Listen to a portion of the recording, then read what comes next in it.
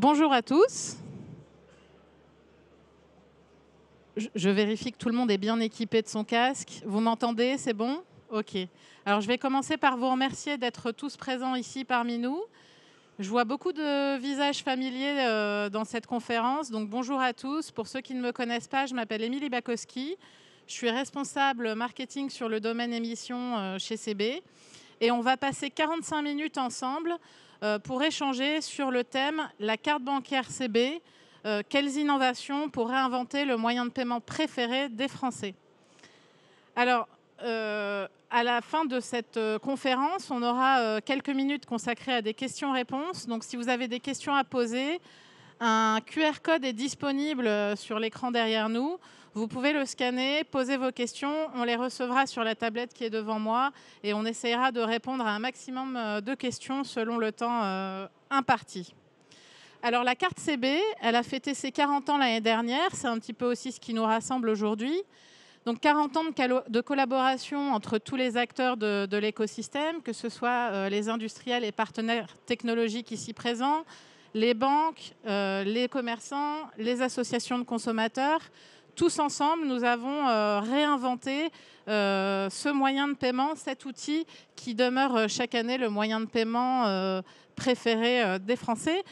C'est l'occasion pour moi de rappeler quelques chiffres. Alors, la carte bancaire CB en 2024, c'est 77 millions de cartes sur le terrain. D'après une étude CB réalisée par Kantar, la quasi-totalité des Français de plus de 16 ans possèdent au moins une carte bancaire dans leur portefeuille et un tiers en détient même plusieurs. Et la carte bancaire CB reste le moyen de paiement privilégié pour les paiements dans les commerces physiques et son utilisation continue de croître. Alors pourquoi est-ce qu'elle a tant de succès, cette carte ? Eh bien d'abord pour la sécurité, elle inspire confiance. C'est certainement l'atout numéro 1 de cette carte à puce qui, couplée à des mécanismes sécuritaires et un certain nombre de règles, la rendent toujours résistante aux attaques. Ensuite, cette carte, elle est incroyable par sa capacité d'adaptation aux nouveaux usages et aux nouvelles attentes des consommateurs. Alors, on l'a vu avec l'essor du sans-contact qui a notamment explosé après la crise sanitaire, mais aussi avec le déploiement croissant du commerce en ligne. Et enfin, cette carte, eh bien, elle est facile d'utilisation. On peut l'utiliser n'importe où, quelle que soit sa banque ou la banque du commerçant. Elle est universelle. On n'a pas besoin d'avoir le smartphone dernier cri pour payer avec sa carte. Et d'ailleurs, sur ce sujet, CB a à cœur de rendre les paiements par carte toujours plus accessibles et inclusifs. Et on le verra au cours de cette conférence et aussi au cours de cette journée au stand CB. Donc pour beaucoup, la carte CB, ça se résume à un simple bout de plastique qu'on range dans son portefeuille, mais en réalité, elle regorge d'innovation et de technologie. Et elle est un beau terrain de jeu pour innover pour les développeurs et les fabricants de cette carte. Et donc, pour en discuter aujourd'hui, j'ai la chance d'être accompagnée de 3 intervenantes qui travaillent chez les principaux fabricants et fournisseurs de cartes à puce, mais aussi de cartes digitales en France. Donc, je vais vous les présenter. Christina Bergeret, tu es chef de produit marketing carte innovante chez Thales CDI Payment Services. Merci d'être avec nous. Merci à toi. Bonjour à tous. Nisha Ilan, tu es donc field experte sur la zone Europe chez J&D ePayment Services. Bienvenue. Bonjour, bonjour à tous. Et Amani Hakim, tu es directrice de l'innovation et de la propriété intellectuelle chez Idemia Secure Transaction. Merci pour ta présence. Merci Émilie, bonjour à tous. Alors avant d'aborder concrètement avec vous les enjeux et tendances qui impactent en fait l'innovation sur les cartes bancaires et de les illustrer à travers quelques exemples très concrets, j'avais envie de vous poser une question très ouverte. On va commencer avec Amani. Amani, tu es directrice de l'innovation chez Idemia. Pourquoi selon toi est-il si important d'innover ? D'abord pour que j'ai un job, mais je ne pense pas que ce soit la raison principale. Non, de manière plus sérieuse et plus pragmatique. Dans un monde qui n'évolue pas, dans lequel l'expérience de paiement est satisfaisante, inclusive, fluide, on peut se poser la question du besoin d'innover. Mais ce postulat de départ que j'avais, qui est que le monde n'évolue pas, il est forcément erroné. Le monde, il évolue d'abord technologiquement. Il y a encore quelques années, les consommateurs n'auraient même pas osé rêver pouvoir payer avec leur téléphone. Le fait de voir des smartphones qui sont équipés avec des technologies sans contact, nous titille côté industriel et fournisseurs de technologies en se disant comment venir apporter de nouvelles expériences de paiement encore plus fluides, encore plus simples, toujours avec une carte de paiement derrière, mais venir les porter avec du paiement digital. Donc une première capacité d'évolution qui est technologique et qui peut ouvrir des opportunités et faire de ces changements finalement véritablement une opportunité. C'est ce qui est au cœur de l'innovation. On a aussi des changements qui sont des changements d'écosystème. Ça peut être de la réglementation, des évolutions du marché, mais également des évolutions géopolitiques. On en a beaucoup entendu parler ces dernières semaines. Chez Idemia, nous n'avons pas attendu ces évolutions géopolitiques pour annoncer une chaîne de paiement 100% souveraine depuis le design de nos puces jusqu'à leur fabrication dans notre usine de Vitré. Et là où il est extrêmement important de réfléchir à ces opportunités qui sont créées par le besoin d'avoir une chaîne de paiement souveraine, c'est qu'en créant cette nouvelle chaîne de production et cette nouvelle usine, nous l'avons repensée totalement pour s'assurer qu'elle soit flexible et qu'elle puisse s'adapter aux besoins de nos clients, à leurs besoins d'innovation, en particulier français. Donc un sujet de souveraineté et d'innovation qui, j'en suis sûre, parlera beaucoup au JE Carte Bancaire et à toutes les personnes ici. Merci Amani. Alors je vais proposer à Nisha, côté GND e-Payment Services, de compléter. Alors on a compris qu'il était essentiel d'innover, mais alors pourquoi innover en particulier sur la carte, Nisha ? Alors, depuis des décennies, donc la carte, elle occupe une place centrale dans l'écosystème. Donc, mais pour continuer de rester pertinente et surtout continuer de répondre aux consommateurs modernes, il est crucial d'innover au niveau de la carte. Donc chez JD, on s'engage à innover sur la carte, mais toujours en restant centré sur l'humain et sur l'individu. Donc innover dans le domaine de la carte de paiement, c'est plus qu'une nécessité technologique, ça va être une opportunité de créer de nouvelles expériences utilisateurs encore plus enrichissantes, encore plus personnalisées, ce qui est clé en fait dans un monde qui se digitalise de plus en plus. Donc l'innovation, elle va permettre donc à la carte d'être plus rassurante, plus sécurisée, plus inclusive, mais elle va aussi la rendre plus moderne. C'est-à-dire l'innovation va lui donner un glow-up au niveau de son design. Donc la carte, qui va être moderne et attrayante, elle va être plus qu'un simple outil de paiement. Donc elle va devenir en quelque sorte l'extension de l'individualité de son porteur. Merci Nisha. Beaucoup de choses ont déjà été dites, mais Christina, si tu souhaites rajouter quelques mots sur cette première question autour de l'innovation. Oui, tout à fait. De façon peut-être un peu plus terre à terre, j'aurais tendance à dire que l'innovation sert aussi à ancrer la banque dans son temps et à moderniser son image. Ça peut l'aider aussi à se différencier de ses concurrents, mais aussi à retenir les clients qu'elle a déjà ou à en attirer d'autres. On a vu que les consommateurs avaient des besoins qui étaient vraiment différents, qui évoluaient. Ils souhaitent aussi également que la banque puisse partager leurs valeurs, qu'ils puissent s'identifier aux valeurs de cette banque. La carte est vraiment le symbole du lien très fort et tangible qu'il existe entre la banque et son porteur. Et la carte est vraiment une extension de l'image de la banque, de ce qu'elle veut communiquer. C'est même, je dirais, elle représente son image de marque et il faut qu'on puisse s'identifier à elle.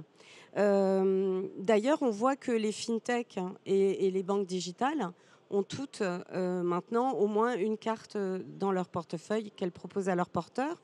Et on peut dire aussi que, par exemple, il y a toute une expérience client associée autour de la carte. On a l'effet de l'unboxing avec l'effet waouh quand on va ouvrir son pack, ou les commentaires autour des cartes ou des programmes qui sont associés à ces cartes. On a vraiment toute une expérience client. Vraiment, la carte est vraiment l'outil de communication par excellence très facile à utiliser. Et on a plaisir à montrer sa carte en tant que porteur et à en faire sa carte top of the wallet.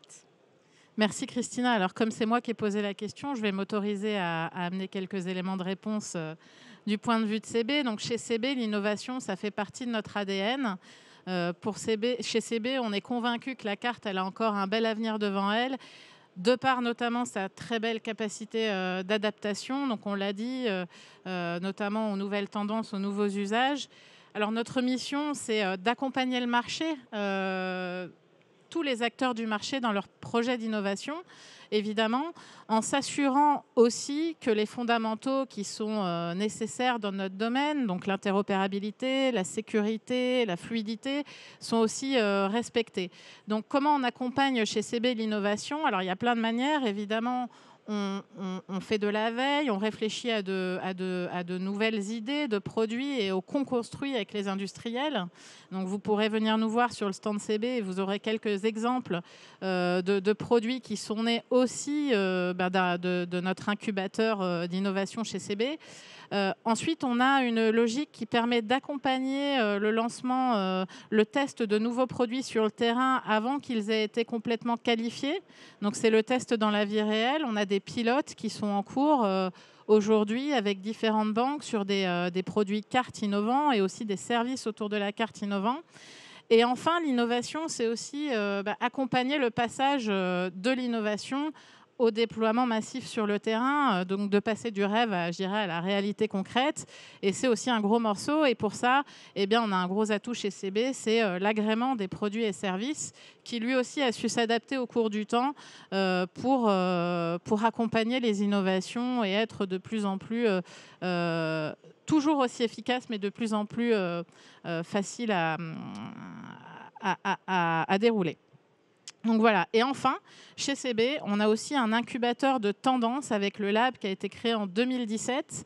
Le Lab va encore plus loin en essayant d'imaginer les parcours de paiement de demain, travaille avec des fintechs pour essayer de faire sortir de nouvelles idées.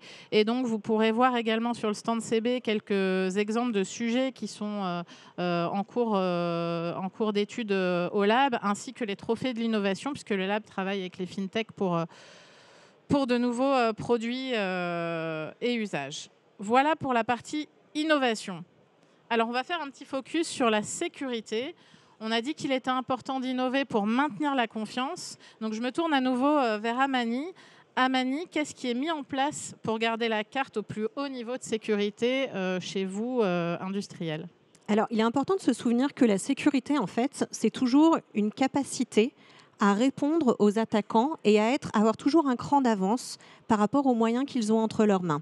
En 20 ans que je travaille dans ce domaine, nous avons eu de nombreuses évolutions sécuritaires. Et derrière ces évolutions sécuritaires, il y a énormément d'innovations.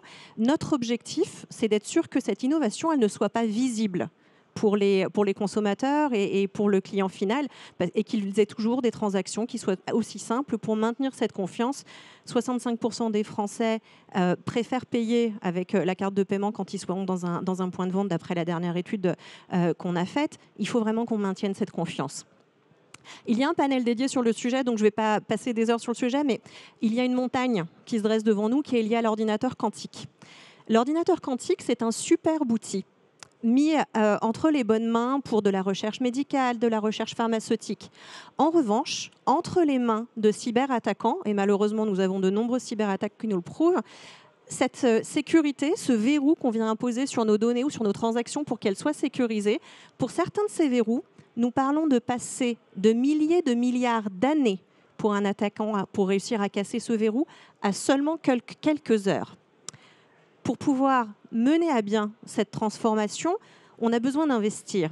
Et on investit déjà dans des organismes de standardisation tels que le NIST pour définir la cryptographie de demain, qui est d'ailleurs celle d'aujourd'hui, parce qu'on a déjà des algorithmes standardisés. Mais ça ne suffit pas, parce que cette cryptographie, une fois qu'elle est disponible, il faut qu'on investisse énormément sur nos puces d'abord, pour qu'elle puisse s'exécuter en un temps acceptable. On ne peut pas s'imaginer qu'une transaction de paiement sur un terminal de paiement prenne plusieurs secondes. Et ça, cela veut dire repenser nos composants, avoir les bons accélérateurs cryptographiques à l'intérieur, mais aussi repenser les interactions avec les terminaux de paiement. C'est pourquoi chez Idemia, nous croyons vraiment dans une approche collaborative avec le GIE carte bancaire, mais aussi avec les autres schémas de paiement, avec les fournisseurs de terminaux, avec les banques, pour adresser dès aujourd'hui cette montagne qui se dresse devant nous et être sûr que quand la menace se matérialisera, nous soyons prêts en tant qu'écosystème à l'adresser de manière immédiate, et c'est ce que nous avons déjà commencé à faire. Merci. Donc effectivement, il est important d'investir dans la sécurité pour se préparer aux enjeux, notamment autour de l'ordinateur quantique. Mais plus concrètement, il est possible dès maintenant d'agir pour améliorer la sécurité, et notamment sur les paiements en ligne. Donc je vais me tourner vers Nisha. Nisha, est-ce que tu peux nous parler d'un exemple concret de carte innovante pour lutter contre la fraude en ligne ? Bien sûr. Donc, on peut prendre l'exemple de la récente collaboration de GD avec la société Ellipse pour notre produit Convego Secure Code, dans laquelle on va intégrer donc, la technologie d'Ellipse qui s'appelle EVC. Donc, la technologie EVC, c'est un bel exemple d'innovation qui a mûri, qui a évolué, qui s'est adapté à son écosystème. Donc, pour décrire l'EVC, donc l'EVC, c'est la deuxième génération de cryptogrammes dynamiques. Donc, il y a quelques années, donc, on a eu une première génération qui permettait donc, de changer le code de sécurité à partir d'un laps de temps qui était prédéfini par la banque. Et cela permettait notamment de lutter contre les fraudes en ligne. Cette deuxième génération, donc, elle aura évolué. Déjà, dans un premier temps, elle sera plus éco-responsable, elle sera sans batterie. Donc, le Secure Code sera mis à jour à chaque fois qu'on va utiliser la carte, que ce soit pour une opération de paiement en contact, en sans contact, un retrait en ligne, mais on va aussi donner la flexibilité à l'utilisateur de changer ce cryptogramme à partir de son application bancaire. Donc cette flexibilité, elle est très recherchée à notre époque. Et enfin, une dernière évolution au niveau de cette version, il y aura une fonctionnalité supplémentaire qu'on appelle le Clear EVC qui va permettre en fait de masquer le cryptogramme quand c'est nécessaire. Donc actuellement, avec GD, on est en phase pilote avec un de nos clients pour ce produit. Ceci est possible grâce à la flexibilité du process de pilote de CB qui nous permet donc de tester dans des conditions réelles, donc des innovations comme le Convego Secure Code, avant de faire un déploiement en masse. Merci Nisha, et vous pouvez voir cette carte sur le stand CB en démonstration si vous le souhaitez. Après avoir parlé de l'innovation au service de la sécurité, on va parler maintenant de l'innovation au service des nouveaux usages et des nouvelles attentes des consommateurs. Donc on en a déjà parlé avec le rythme accéléré des évolutions technologiques, de nouveaux usages. On redéfinit en fait le paysage et notamment des paiements. Donc on a parlé du paiement sans contact qui s'est largement déployé et qui couplé typiquement avec le sans contact plus, donc la possibilité de faire des paiements au-delà de 50 € en saisissant son code confidentiel lors d'un paiement sans contact, eh bien, on a une porte ouverte au déploiement de nouveaux objets de paiement sans contact. Donc aujourd'hui, la carte bancaire que vous connaissez, elle n'existe plus qu'au format plastique. Elle existe aussi sous différentes formes, des bagues, des montres, des porte-clés. Et là encore, vous aurez la possibilité de voir ça sur notre stand. L'essor du paiement mobile, évidemment, je crois qu'il y a un panel qui est dédié à ce sujet, donc je ne vais pas m'attarder sur la partie digitale aujourd'hui. Et puis aussi le commerce en ligne qui a connu une croissance exceptionnelle. Donc CB s'est adapté pour permettre des paiements toujours plus fluides et sécurisés avec sa carte bancaire dans tous les contextes de paiement. Les consommateurs, aujourd'hui, ils sont habitués à avoir des paiements sans couture et ils ont un besoin incessant d'instantanéité. Donc, ça amène de nouveaux usages. Et je voulais vous parler, donc on parle de la carte physique, mais en fait, la carte chez CB, elle n'est pas que physique. On a tous les émetteurs CB qui émettent aujourd'hui des offres de cartes virtuelles. Carte virtuelle, donc c'est une carte 100% dématérialisée qui est disponible donc sur son application bancaire ou via une application mobile. Donc elle a les mêmes caractéristiques qu'une carte physique, mais sans le support. et elle est disponible selon les émetteurs pour différents usages. Donc, celle qui est répandue depuis quelques années déjà, c'est la carte virtuelle CB dynamique qui permet de sécuriser les paiements en ligne. Donc, certaines banques offrent la possibilité aux porteurs de générer des numéros de carte, soit à usage unique, soit dédiés à des commerçants précis pour des abonnements, par exemple, pour sécuriter la VAD. Mais on voit aujourd'hui se déployer de nouveaux cas d'usage autour des cartes virtuelles, avec notamment les cartes virtuelles de dépannage qui sont mises à disposition par certains émetteurs à leurs porteurs lors de l'ouverture en fait, d'un contrat carte pour permettre de fournir un moyen de paiement sans attendre la réception de la carte physique. Et également en cas de carte perdue volée, d'où le nom de carte de dépannage, puisque quand on a perdu sa carte, on est content d'avoir un moyen, une alternative disponible tout de suite. Et donc, dans ce cas d'usage-là, la carte virtuelle, elle permet de faire des paiements en ligne, mais lorsqu'elle est digitalisée en paiement mobile, elle permet aussi de faire des paiements de proximité. Et on voit se dessiner en conséquence un troisième cas d'usage qui va émerger probablement ces prochaines années. Surtout les jeunes générations qui finalement sont contents de sortir sans leur portefeuille et qui ont pris l'habitude de payer avec leur mobile. Ce sont les cartes virtuelles permanentes qui pourraient être mises à disposition des porteurs comme moyen de paiement finalement carte principale. Et dans ce contexte-là, eh bien, la carte physique deviendrait une option finalement pour le porteur. Il pourrait demander à sa banque une carte physique s'il en a besoin. Et puis s'il n'en a pas besoin et qu'il se satisfait de sa carte virtuelle, eh bien, il en restera là. Et donc, ce nouveau type de cas d'usage, j'imagine que ça impacte un petit peu votre activité côté industriel. Et donc, je vais me tourner vers Christina. Christina, est-ce que finalement, ce changement d'habitude et l'arrivée de ce nouveau type de produit comme les cartes virtuelles vous force à innover d'une certaine façon pour proposer de nouveaux services aux porteurs? Oui, tout à fait, Émilie. En fait, le porteur veut vraiment être acteur de ses choix. Il veut pouvoir choisir en fonction de son mode de vie ou de son mode de consommation une carte virtuelle et ou carte physique ou que carte physique. Voilà, il veut vraiment être aux commandes. Et en fait, il veut également pouvoir bénéficier d'une expérience similaire à celle qu'il a sur, par exemple, dans d'autres expériences d'achat, par exemple les achats en ligne. Avec notre plateforme sécurisée sur le cloud, D1, nous permettons aux banques de proposer à leurs porteurs une expérience à la Amazon, c'est-à-dire une expérience 100% personnalisable qui leur permet, entre autres, de commander leur carte physique. Et donc, ils peuvent suivre vraiment de la commande à la livraison en toute transparence grâce à des API qui permettent d'actualiser en temps réel le statut et l'avancement de la commande de la carte. Ils peuvent vraiment suivre jusqu'à la réception de la carte chez eux et ils peuvent même changer l'adresse si par exemple ils sont en vacances quand la carte doit arriver. Merci. Je me tourne désormais vers Amani. Donc, Christina a développé les attentes des utilisateurs. Est-ce que tu vois d'autres attentes qui poussent à innover autour de la carte? Je pense qu'une des attentes que les porteurs ont vis-à-vis de leur banque, c'est avant tout de sécuriser leur argent. Et cette carte dont on parlait tout à l'heure et qui est un élément de confiance, en fait, elle peut faire bien plus que payer.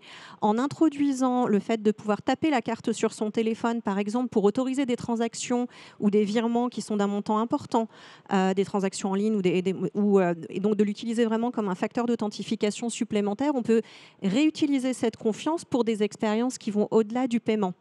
Il y a également, Christina, tu parlais du fait de vivre les mêmes expériences que celles qui vivent en dehors. On a tous l'habitude, en tout cas pour ceux qui voyagent dans les aéroports, par exemple, de Paris, de passer par des SAS qui permettent de nous faire passer les frontières en utilisant de la biométrie et de la reconnaissance faciale. Cette expérience qui est extrêmement fluide est une expérience que, d'après notre étude, 58% des Français aimeraient retrouver dans certains points de vente et chez certains retailers. Donc le fait de pouvoir apporter Cette capacité d'authentifier de façon biométrique une personne, donc avec reconnaissance faciale ou reconnaissance digitale, peut permettre de débloquer là aussi des nouvelles expériences de paiement, toujours dans l'objectif de plus de fluidité et d'un meilleur confort pour le consommateur final. Merci. Alors, les attentes des utilisateurs, c'est aussi d'avoir un effet waouh sur leur carte, d'avoir une carte qui leur ressemble. Et on voit une tendance à l'hyper-personnalisation. Alors, Nisha, est-ce que tu peux nous définir ce qu'est, selon toi, l'hyper-personnalisation ? L'hyper-personnalisation, aujourd'hui, elle est partout. Donc, on va par exemple dans n'importe quel domaine, que ce soit le commerce en ligne, que ce soit le divertissement ou dans le milieu financier, les entreprises vont vouloir offrir des solutions uniques et sur mesure à leurs clients. Donc, que ce soit Amazon qui va proposer donc des suggestions de produits en fonction de l'historique d'achat. Netflix, on va nous proposer des films ou des séries en fonction de nos préférences de visionnage. Idem, dans le milieu du paiement, l'hyper-personnalisation va avoir une place de plus en plus importante avec les banques et les fintechs qui vont vouloir proposer donc des cartes de paiement qui vont répondre à un besoin spécifique et aux préférences de tous les individus. Donc, si je devais donner un exemple concret d'hyper-personnalisation, au début de la table ronde, on avait parlé de la possibilité pour un utilisateur d'intégrer ou non des technologies avancées de sécurité. On avait parlé de la biométrie, l'EVC, etc. L'hyper-personnalisation, ce sera aussi la volonté des utilisateurs de vouloir d'avoir leur propre design sur leur carte, avoir un design hyper personnalisé qui peut aller du choix du matériel avec lequel le corps de carte est fait jusqu'à tous les effets wow qu'ils vont mettre sur la carte afin d'avoir une carte unique. Et enfin, le troisième axe de l'hyper-personnalisation va favoriser aussi l'inclusion et l'accessibilité parce qu'elle permet en fait de proposer une solution à tous les consommateurs, y compris ceux qui ont un besoin spécifique, comme les seniors ou les personnes ayant un handicap. Oui, alors on reviendra sur, plus en détail sur la notion d'accessibilité et inclusion juste après. Est-ce que tu peux nous donner un ou deux exemples de cartes avec effet waouh ? Qu'est-ce que vous proposez aujourd'hui en termes d'innovation ? En termes d'innovation, donc bien sûr que les consommateurs ils vont rechercher des cartes qui sont fonctionnelles et qui sont intuitives, mais le côté cool, innovant et surtout le look and feel des cartes, ce sera ça qui va permettre d'établir ce lien qui est recherché par les consommateurs entre eux et la carte. Donc chez G&D, on va proposer donc une gamme de produits effet wow et ainsi qu'une gamme de corps de cartes qui vont répondre à ces besoins et répondre aux différentes aspirations et styles de vie de ses clients. Par exemple, on va, pour les consommateurs qui auront une sensibilité écologique, qui seront engagés envers une cause sociale ou environnementale, on va leur proposer donc des cartes faites en matériaux recyclés. Ou encore ceux qui recherchent une connexion avec la nature, on leur proposera une carte en bois, par exemple. Et enfin, d'un autre côté, on aura donc des utilisateurs qui vont rechercher l'exclusivité et qui veulent que leur carte reflète leur statut social. On leur proposera nos cartes en métal ou pour ceux qui cherchent encore plus d'exclusivité, on peut même leur proposer des cartes en céramique 100% zirconium. Donc il y en a pour tous les goûts et les couleurs en fait. Oui, et encore une fois, vous pourrez découvrir tout ça sur le stand CB et notamment les cartes en métal que vous proposez aussi chez Idemia. Donc en effet, des cartes en métal sur lesquelles on a beaucoup innové ces dernières années, par exemple pour pouvoir faire en sorte qu'une carte en métal, donc qui par définition pourrait comporter quelques difficultés pour fonctionner en sans contact, puisse fonctionner justement, mais également des cartes sur lesquelles on peut mettre en valeur encore plus le logo de la banque ou en l'occurrence du schéma de paiement, avec des cartes lumineuses et luminescentes qui s'illuminent au moment où vous payez. Un autre axe de travail pour nous, c'est également de regarder des tendances et de chercher des tendances qui peuvent exister dans le monde autour de nous, pas nécessairement dans le domaine des cartes de paiement, et de voir comment les amener sur ces cartes de paiement. En particulier, si on pense à des technologies d'encre thermoréactive qui sont aujourd'hui utilisées dans le domaine de la mode.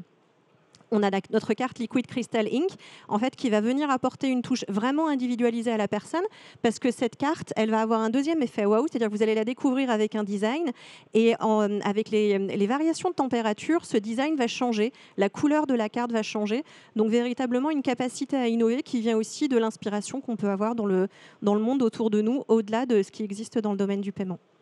Donc l'hyper perso pour provoquer un effet waouh, pour faire appel au sentiment du porteur, mais aussi au service de plus d'inclusion et d'accessibilité. Je vais laisser la parole à Christina pour nous en toucher quelques mots.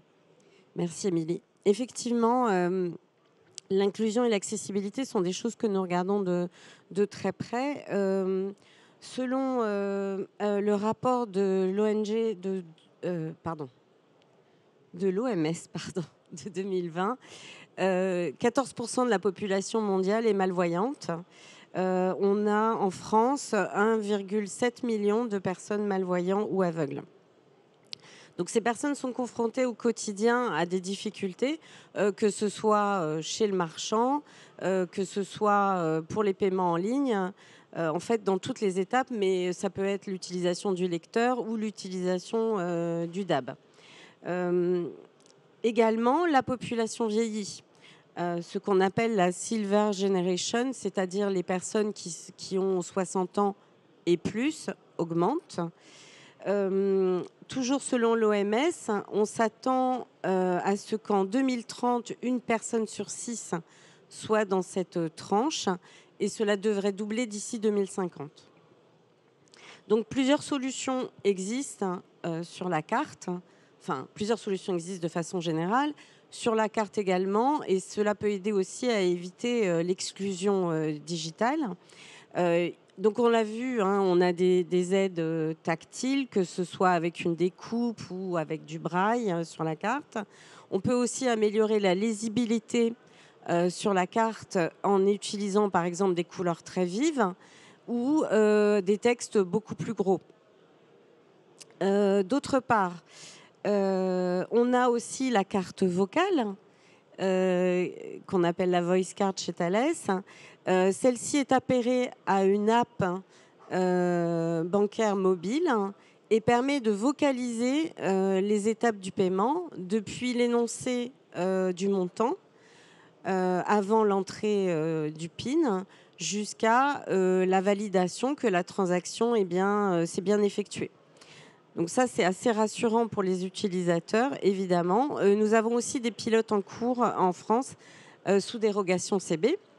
Et puis, on peut parler aussi, on en a déjà parlé, de la carte biométrique, donc effectivement, qui est là pour sécuriser les transactions grâce à l'empreinte digitale, mais peut aussi venir en aide aux personnes malvoyantes, mais aussi aux personnes en chaise roulante ou ayant certains troubles cognitifs.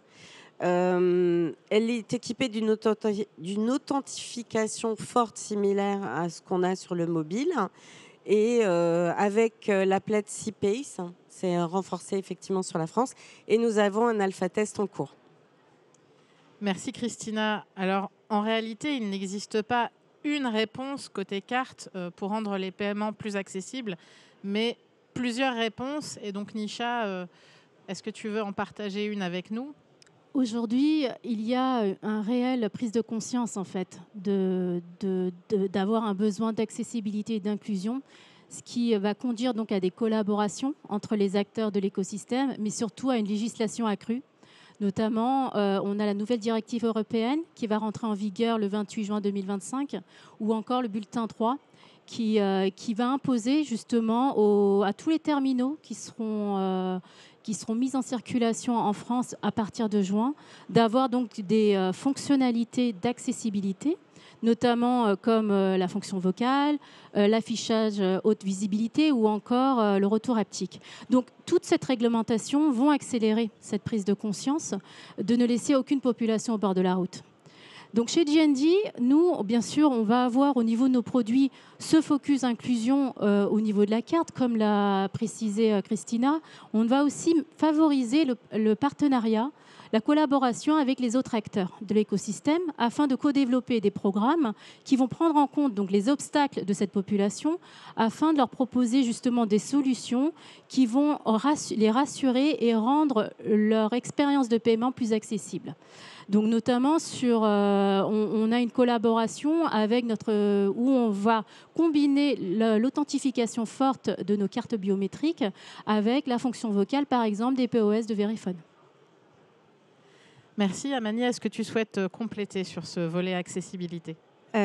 Juste, Christina le disait de manière très pertinente. Nous croyons vraiment dans une collaboration pour pouvoir apporter ces solutions plus accessibles. On l'a fait par exemple en amenant la touch card ou la carte avec découpe un cran plus loin, tout simplement en venant différencier la forme des découpes pour que les personnes malvoyantes puissent plus facilement reconnaître la carte qu'ils ont en main.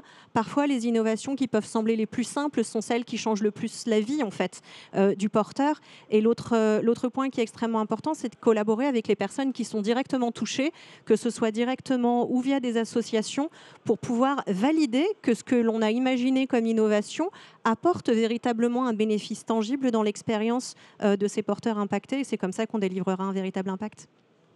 Alors, on a dit que c'était important d'innover pour maintenir la confiance dans la carte, pour accompagner les nouveaux usages et les nouvelles attentes des consommateurs. On a parlé de cette tendance à l'hyper-personnalisation qui sert à la fois à porter des valeurs et à faire appel aux sentiments, mais aussi à favoriser le paiement pour tous.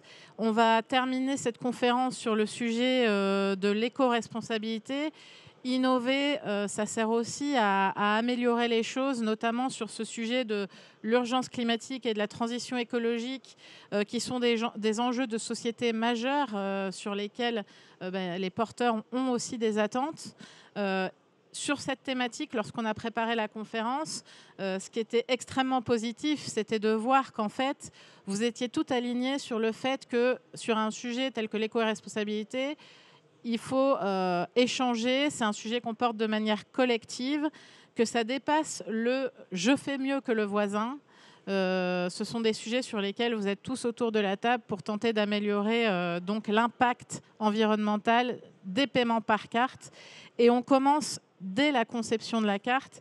Et Nisha, je te laisse la main pour nous en dire un peu plus sur comment innover pour améliorer l'impact écologique dès la conception. Chez GND, donc, la préservation de l'environnement, c'est une priorité de longue date. Et en fait, il est très encourageant de voir que les bonnes pratiques se généralisent et que nous, les industriels, on est pleinement investis dans cette démarche écologique tout au long du cycle de vie de nos produits. Donc, on est déjà tous les 3 leaders, on utilise déjà du PVC recyclé, ce qui permet notamment de réduire l'impact environnemental en réutilisant un PVC qui aurait été jeté ou brûlé.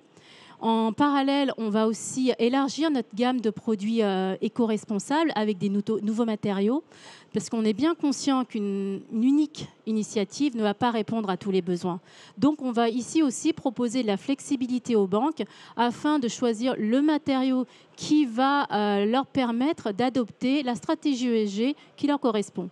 Donc, en quelque sorte, c'est encore une histoire d'hyper-personnalisation. Hein, c'est encore un exemple. Et donc, chaque gamme de produits va donc raconter une histoire éco-responsable unique.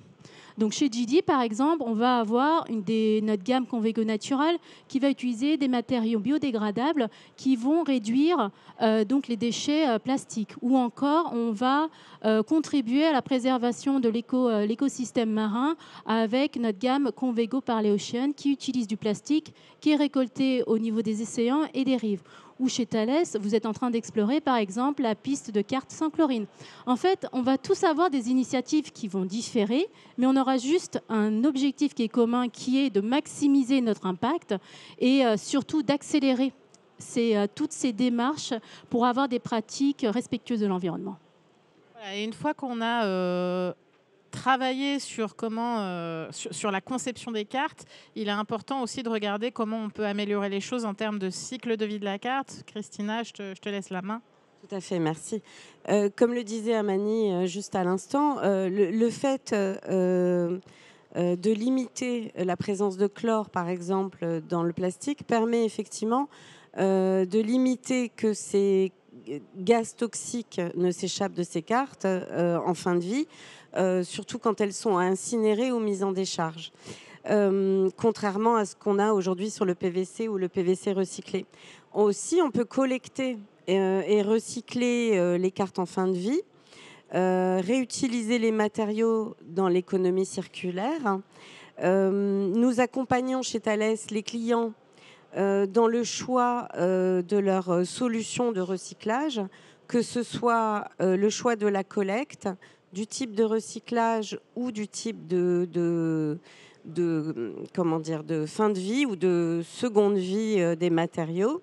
D'ailleurs, nous avons un kiosque de collecte, puisque la collecte, c'est vraiment la première étape du recyclage, sur notre stand. Donc, je vous invite fortement à y aller. Et si vous avez des cartes qui ne vous servent plus, de le tester directement. Chez Thales, nous avons également des objectifs de réduction des gaz à effet de serre, sur lesquels nous avons déjà mis en place beaucoup de choses. Et nous sommes déjà net zéro, scope 1 et scope 2.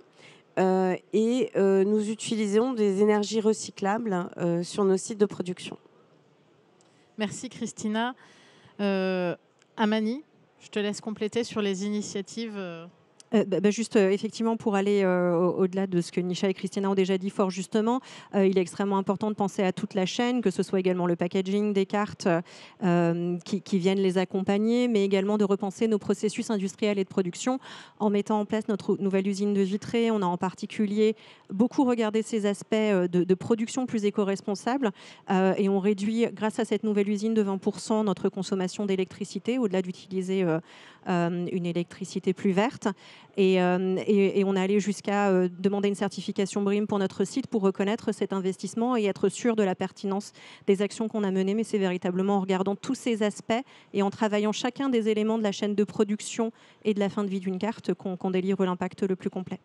Tout à fait. Alors nous, chez CB, on se positionne en tant que facilitateur sur ces sujets-là, puisque on accompagne donc la qualification des produits innovants, basés sur des matériaux alternatifs plus respectueux de l'environnement. On essaye aussi de mettre tout le monde autour de la table, que ce soit les industriels ou les banques, afin d'échanger à minima sur des bonnes pratiques autour de la collecte et du recyclage des cartes et dans l'idéal de monter une ou des filières de recyclage. Donc c'est un sujet qui est en cours chez CB et pour lequel on est tous sollicités. On arrive à la fin de cette conférence. Il y a énormément de choses à dire sur les cartes innovantes, comme vous pouvez le voir, et 45 minutes, c'est presque trop court. Donc, je voudrais déjà remercier les intervenantes pour leur vision passionnante en fait, de l'innovation carte et puis pour vos contributions inspirantes. Merci beaucoup. Merci aussi d'avoir contribué à alimenter le stand CB avec des exemples et des démos de cartes innovantes. Donc Idemia, CELP, Thales, mais aussi CELP nous ont aidés à habiller le stand CB. J'ai le temps de prendre peut-être une question, vu qu'il nous reste 2 minutes 40. J'espère que vous avez travaillé derrière vos smartphones. Alors, c'est une question intéressante. Quels sont selon vous les freins à l'innovation ?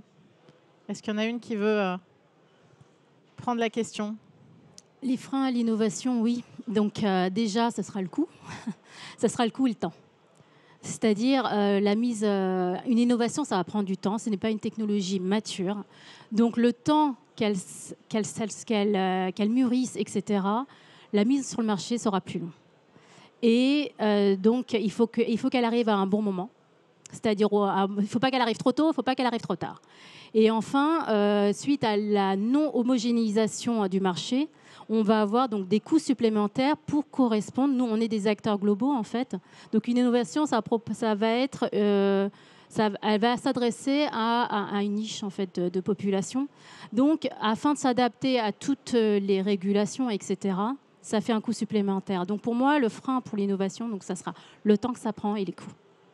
Est-ce que l'une d'entre vous veut compléter ? Juste, je ne sais pas si c'est nécessairement un frein, mais ça peut être parfois une difficulté. Nous, tous les trois, nous sommes des acteurs en B2B2C, c'est-à-dire qu'on va fournir des produits à des banques qui, derrière, vont les mettre à disposition des consommateurs pour vérifier la pertinence de nos innovations et les faire échouer le plus vite possible pour justement que le coût ne soit pas trop important quand c'est une mauvaise idée. On a besoin d'avoir accès à ces consommateurs qui peuvent avoir des profils qui sont différents. Il peut parfois être délicat en fonction des profils d'avoir accès justement à ces utilisateurs, ces groupes de consommateurs.